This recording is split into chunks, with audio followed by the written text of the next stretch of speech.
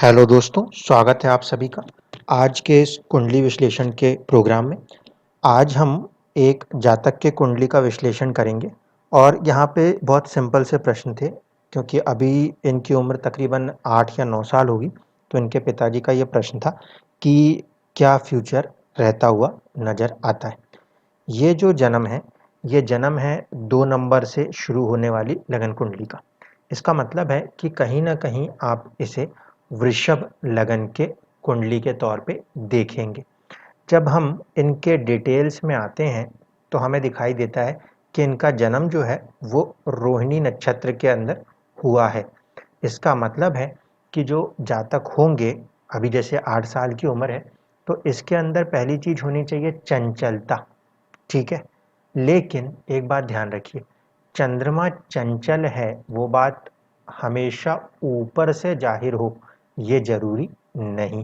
क्योंकि बच्चे चंचल होते हैं तो आपको ऐसा लग सकता है कि हाँ, अभी तो बचपना है इसलिए भी चंचलता है।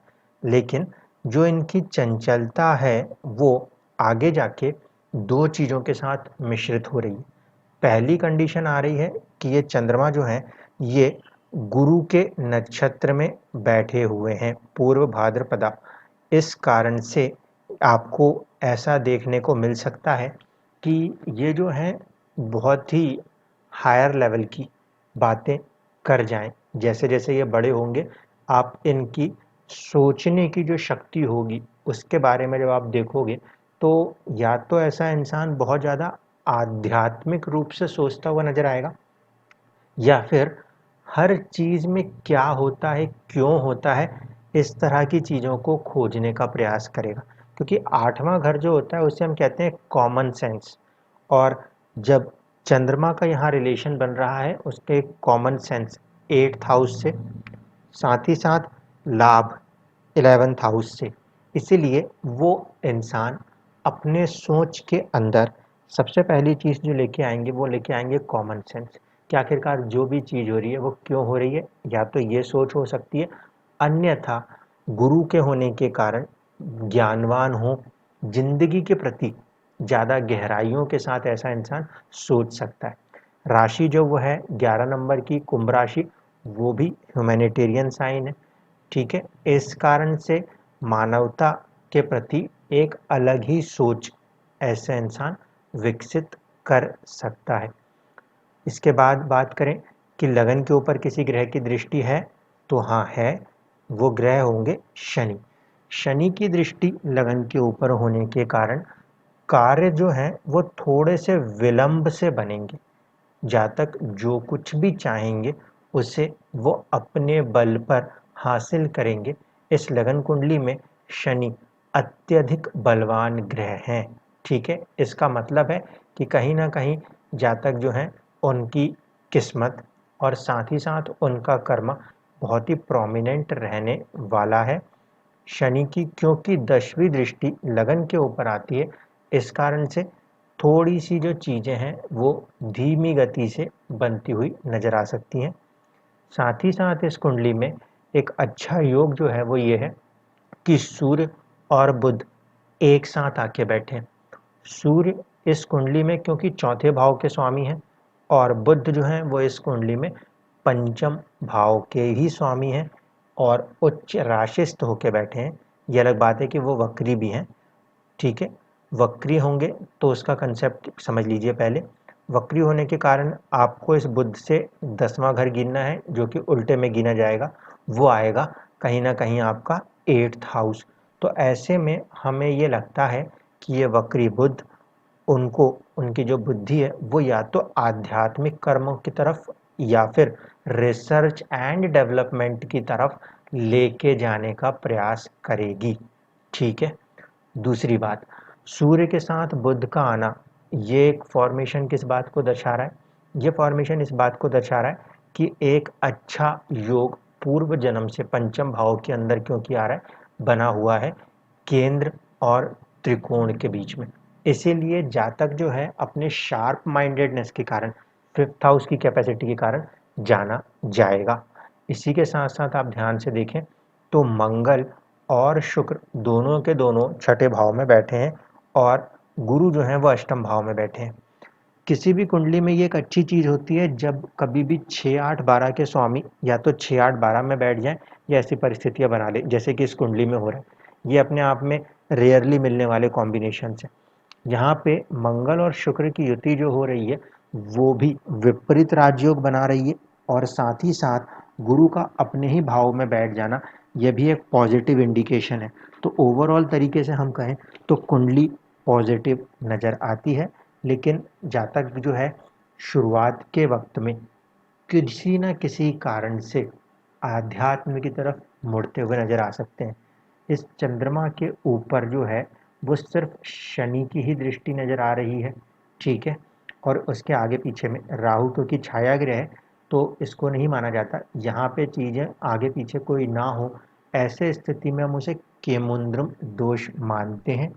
इसीलिए जातक अपनी ज़िंदगी में हर चीज़ को पाता तो है, लेकिन उसके बाद भी उसे पाने के बाद उस चीज़ को ना खुशी के तौर पे महसूस नहीं करता। ऐसा कई बार देखने को मिलता है। अब हम चलते हैं इनके नवमांश के लिए।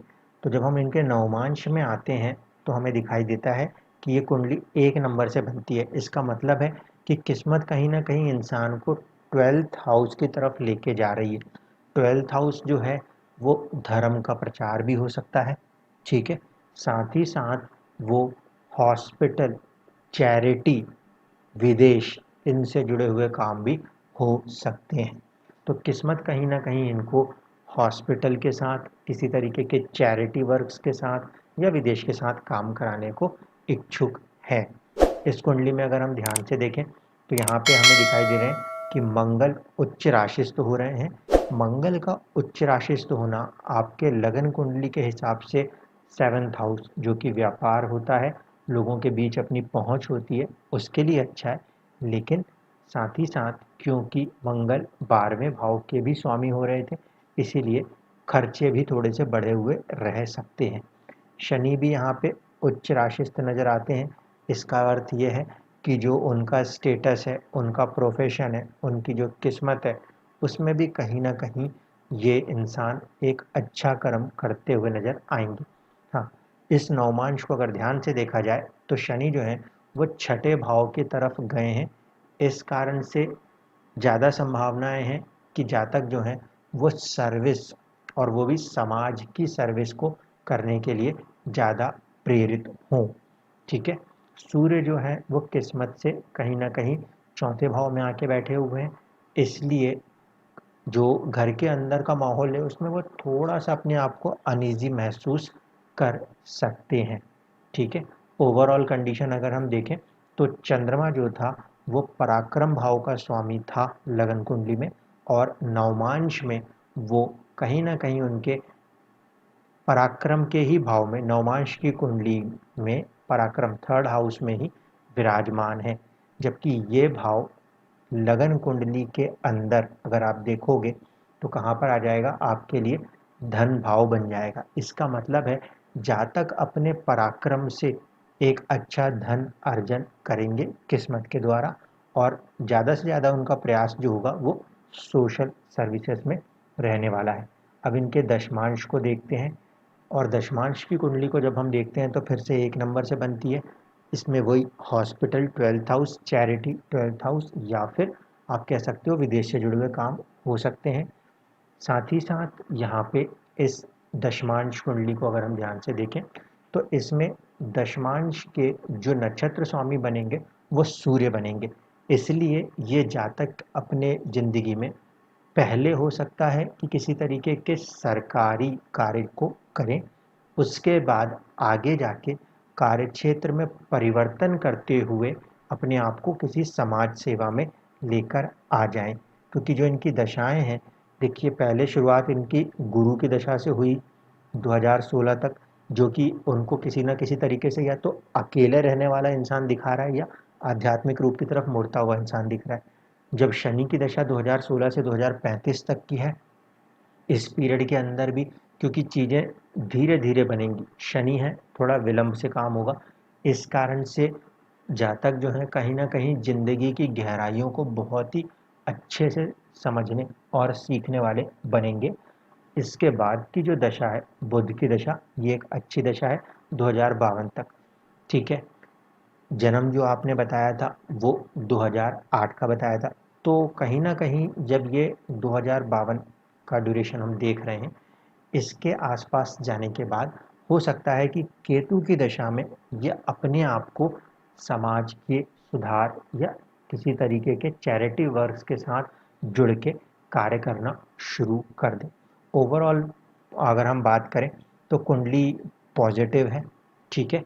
केंद्र के अंदर 2 ग्रह हैं जिसमें से एक है चंद्रमा और एक है शनि, ठीक है। थोड़ी-सी हार्डशिप ज़रूर रहेगी, इससे इनकार नहीं कर सकते, लेकिन फिर भी यहाँ पे इस लगन कुंडली में शनि योग कारक ग्रह भी होते हैं, इसको ध्यान रखना होगा। इसलिए शनि यहाँ पे आपको अच्छा फल करते हुए ही नज़र आएँगे।